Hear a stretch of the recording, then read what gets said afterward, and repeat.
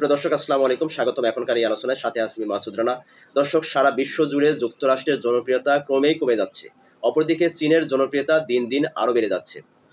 যুক্তরাষ্ট্র ভিত্তিক একটি গবেষণা কেন্দ্র, যেটি পিউ রিসার্চ সেন্টার, সেই পিউ রিসার্চ সেন্টার একটি গবেষণায় এরকম একটা তথ্য উঠে এসেছে যে সারা বিশ্বে যুক্তরাষ্ট্রের জনপ্রিয়তা অনেক কমে গেছে এবং সেই সাথে সাথে চীনের জনপ্রিয়তা ব্যাপকভাবে বেড়ে গেছে। অপরদিকে আজকে মধ্যপ্রাচ্যের হরমুজ প্রণালীতে যে পরিমাণ নাবিক নিহত হয়েছে, তার বেশিরভাগ নাবিক হচ্ছে ভারতের। যার কারণে ভারত থেকে সুস্পষ্টভাবে বলে দেওয়া হয়েছে যে পরবর্তী নির্দেশনা না দেওয়া পর্যন্ত ভারতের কোনো নাবিককে তারা এই হরমুজ প্রণালী দিয়ে ক্রস করতে, তাদের জাহাজ মালিক সমিতি আছে তাদেরকে নির্দেশনা দেওয়া হয়েছে যে পরবর্তী নির্দেশ না দেওয়া পর্যন্ত কোনো রকমের ভারতীয় কোনো নাগরিককে হরমুজ প্রণালীতে পাঠানো যাবে না, সেখানে কোনো জাহাজের দায়িত্বে পাঠানো যাবে না, এরকম একটা তারা সরকারের পক্ষ থেকে ব্রিফ করেছে। অপরদিকে হরমুজ প্রণালীকে ঘিরে মার্কিন যুক্তরাষ্ট্র এবং ইরানের মধ্যে দফায় দফায় আক্রমণ এবং পাল্টা আক্রমণ হচ্ছে। আজকের এই কয়েকটি পয়েন্ট আপনাদের সাথে তুলে ধরার চেষ্টা করব। তবে মূল ভিডিওতে যাওয়ার আগে, মূল আলোচনায় যাওয়ার আগে আপনাদের কাছে রিকোয়েস্ট করবো, যারা চ্যানেলে নতুন তারা অবশ্যই চ্যানেলটাকে সাবস্ক্রাইব করে পাশে থাকা বেল আইকন চেপে রাখবেন এবং পুরো আলোচনা শোনার পর আপনাদের কাছে যদি ভালো লাগে লাইক দিবেন, শেয়ার করবেন এবং চ্যানেলে যদি নতুন হয়ে থাকেন আবারও বলবো সাবস্ক্রাইব করে বেল আইকনে চেপে রাখবেন যেন পরবর্তী নোটিফিকেশন আপনাদের কাছে পৌঁছায়। চলুন আমরা কথা না বাড়িয়ে মূল আলোচনায় যাই। তো প্রথমে যে কথাটি বলতেছিলাম সেটি হচ্ছে যে সারা বিশ্ব জুড়ে যুক্তরাষ্ট্রের জনপ্রিয়তা ক্রমান্বয়ে কমে যাচ্ছে এবং তার দ্বিগুণ হারে চীনের জনপ্রিয়তা বেড়ে যাচ্ছে। এটা আমার কথা নয়, যুক্তরাষ্ট্র ভিত্তিক গবেষণা প্রতিষ্ঠান পিউ রিসার্চ সেন্টার তারা একটা জরিপ করেছে সারা বিশ্ব থেকে 36টি দেশের মধ্যে। তারা 42,000 সাধারণ মানুষের কাছে এই জরিপটা তারা পৌঁছে দেওয়ার চেষ্টা করে এবং এই সাধারণ 42,000 মানুষের জরিপের মতামতে, তাদের যে মতামত, সেই মতামতের উপর উঠে আসে একটি কঠিন একটা তথ্য। সেটি হচ্ছে যে আগামী দিনে মার্কিন সাম্রাজ্য ধসে যাচ্ছে বা ভেঙে যাচ্ছে এবং চীনের সাম্রাজ্য প্রতিষ্ঠিত হচ্ছে, সেটিরই একটা বহিঃপ্রকাশ মাত্র। 36টা দেশে তারা এই পর্যবেক্ষণ চালায় এবং এই মতামত তারা নেয় এই দেশের জনগণগুলোর কাছ থেকে।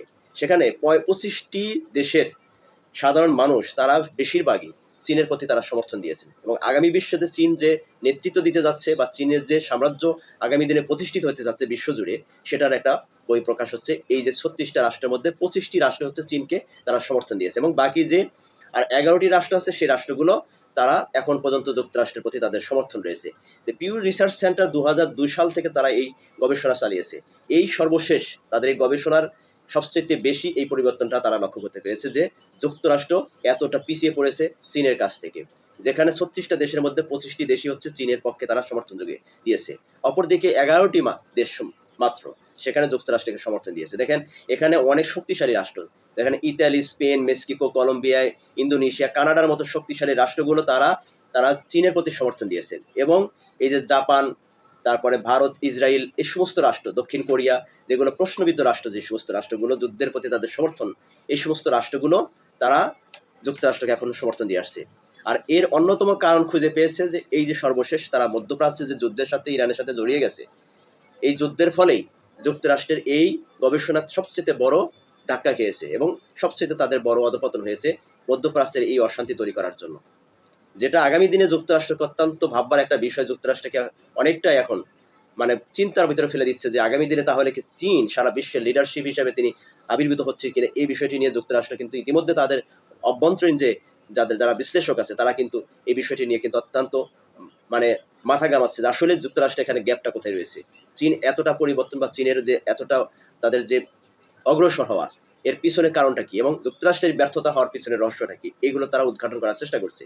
পাশাপাশি যে কথাটা আমি বলতেছিলাম ভিডিওর শুরুতে, সেটি হচ্ছে যে মধ্যপ্রাচ্যে হরমুজ প্রণালীকে কেন্দ্র করে আজকে যুক্তরাষ্ট্রের যে অবস্থান, ইরানের বিপক্ষে যুদ্ধে গিয়ে যুক্তরাষ্ট্রের যে আজকে এই ভরাডুবি, এর অন্যতম আসছে মধ্যপ্রাচ্যে যুদ্ধ অশান্তি লাগিয়ে রাখার জন্যই আজকে এই ভরাডুবিটা। এবং সর্বশেষ যতটুকু আমাদের কাছে তথ্য এসেছে সেটি হচ্ছে যে যুক্তরাষ্ট্র ইতিমধ্যে ইরানের বিভিন্ন জায়গায়, বিভিন্ন স্থাপনায়, বিশেষ করে তুনব দ্বীপে তারা ভয়ঙ্করভাবে আক্রমণ করেছে এবং সেখানে যে ইরানের যে রাডার সিস্টেম এবং প্রতিরক্ষা ব্যবস্থা যেখানে আছে এবং উৎক্ষেপণ যে সমস্ত জায়গাগুলো আছে সেখানে ব্যাপকভাবে তারা ধ্বংসযজ্ঞ চালিয়েছে এবং এটারই পাল্টা জবাব স্বরূপ বাহরাইন, জর্ডান এবং কুয়েতে মার্কিন সামরিক ঘাঁটিগুলোকে কেন্দ্র করে ইরানের পক্ষ থেকে ব্যাপকভাবে তারা প্রতিরোধ করেছে, ব্যাপকভাবে ধ্বংসযজ্ঞ চালিয়েছে, যেটা ইতিমধ্যে এই রাষ্ট্রগুলো একদম ধুলোর সাথে মিশে গেছে। এখন পর্যন্ত যতটুকু জানি যে কুয়েত, জর্ডান এবং বাহরাইনের এই সমস্ত যে জায়গাগুলোতে মার্কিন সামরিক ঘাঁটি আছে সেটা এমনভাবে ধ্বংস করেছে যে এখানে অতীতে কিছু ছিল কিনা এরকম মানে কোনো রকমের স্থাপনা ছিল কিনা এরকম কোনো লক্ষণই সেখানে বোঝা যায় না, এরকমভাবে তারা আক্রমণ করেছে। এবং সর্বশেষ যে বিষয়টি হচ্ছে যে বাহরাইনের যে এই যে পঞ্চম নৌবহর, এটার উপর যেভাবে আক্রমণ করেছে, এখন যুক্তরাষ্ট্র এখানে সেটা বাহরাইনে এটা রাখবে কিনা সেটা নিয়েও কিন্তু যুক্তরাষ্ট্র বেশ চিন্তার মধ্যে পড়ে আছে যে আসলে এই নৌবহরটা এখানে তারা রাখবে কিনা বা তাদের রাখা নিরাপদ কিনা। যেভাবে ইরানের পক্ষ থেকে পাল্টা প্রতিরোধ বা পাল্টা আক্রমণ শুরু করে দিয়েছে যুক্তরাষ্ট্রের মার্কিন ঘাঁটিগুলোতে, আগামী দিনে এখানে টিকে থাকা তাদের জন্য অনেকটাই কষ্টসাধ্য হবে। এবং এই হামলার পরেও ইরানের পক্ষ থেকে সুস্পষ্টভাবে তারা বলে দিচ্ছে যে মধ্যপ্রাচ্যকে একদম তুলোধুনো করে দেবো, মধ্যপ্রাচ্যকে উড়িয়ে দেবো, এরকম একটা হুমকি দেওয়া হচ্ছে। অর্থাৎ এই যে মধ্যপ্রাচ্যের দেশগুলো যেখানে সামরিক ঘাঁটিগুলোর জায়গা দিয়েছে যুক্তরাষ্ট্রের যে সামরিক ঘাঁটিগুলো দেওয়া হয়েছে, সেই ঘাঁটিগুলোকে লক্ষ্য করে যেভাবে আক্রমণ শুরু হয়েছে, মধ্যপ্রাচ্যের ভবিষ্যৎ অনেক খারাপের দিকে যাচ্ছে। তো এই অবস্থান থেকে আসলে কোনো উত্তোলনের কোনো পথ আছে কিনা সেই বিষয়টি নিয়ে কিন্তু এখন অনেক বিশ্লেষণ করার চেষ্টা করছে এবং পথ খোঁজার চেষ্টা করতেছে যে এখানে আসলে অবস্থানটা কোথায় যাবে।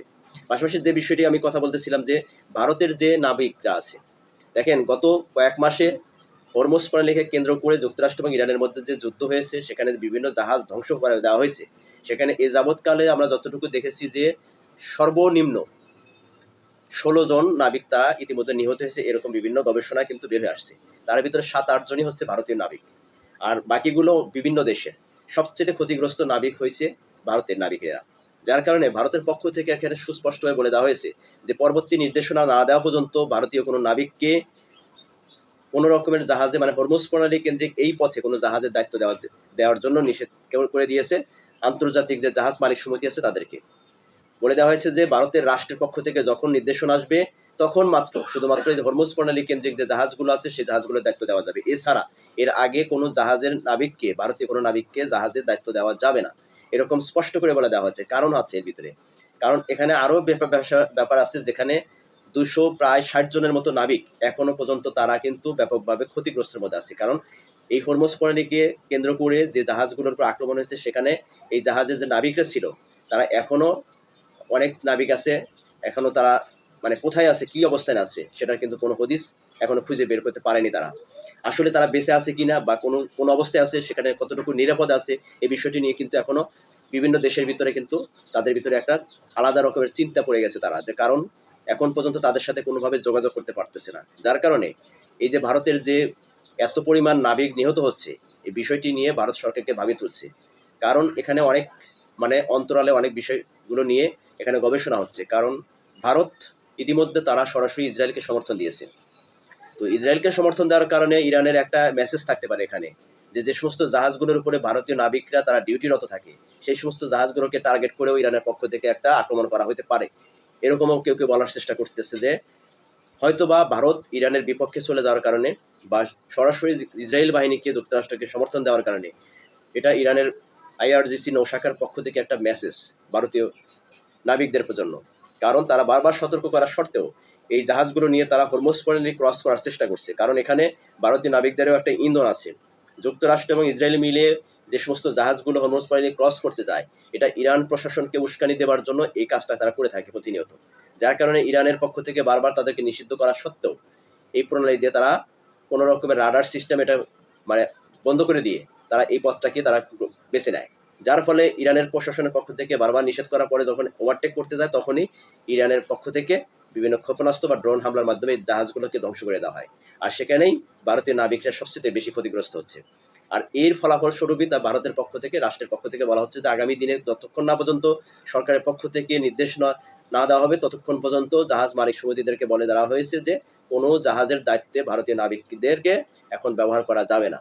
তো এই যে বর্তমানে পরিস্থিতি, একদিকে এই মধ্যপ্রাচ্যের যুদ্ধের কারণে যুক্তরাষ্ট্রের প্রেসিডেন্ট বা যুক্তরাষ্ট্রের জনপ্রিয়তা দিন দিন কমে যাচ্ছে, অপরদিকে চীনের রাজত্ব, চীনের যে জনপ্রিয়তা বেড়ে যাচ্ছে, এটার আগাম বার্তা কি হতে পারে যে আসলে কি চীন তাহলে বিশ্বের মোড়ল রাষ্ট্র হিসেবে প্রতিষ্ঠিত হতে যাচ্ছে কিনা, এই বিষয়টি নিয়ে আপনাদের মতামত কি অবশ্যই জানাবেন।